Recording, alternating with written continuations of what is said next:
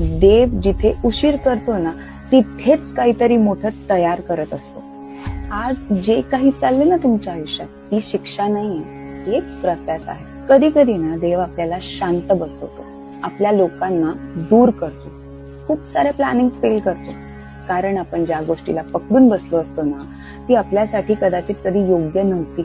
आपल्याला वाटतं आपण हारतोय, पण खरंच बघा देव ना फक्त डिरेक्शन बदलतो.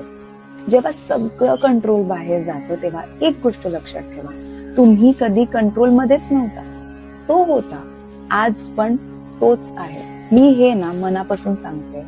खूप वेळा आपण रडत रडत त्याला विचारतो मीच का, पण काही वेळेनेच कळतं बरं झालं मीच होतं. कारण त्या वेदनेने तुम्हाला ज्या प्रकारे घडवलं ना ते सुख कधी तुम्हाला घडवूच शकलं नसतं. स्वामी फक्त देत नाहीत, ते घडवतात. स्वामी फक्त वाचवत नाहीत तर ते जागवतात. म्हणून आज जरी सगळं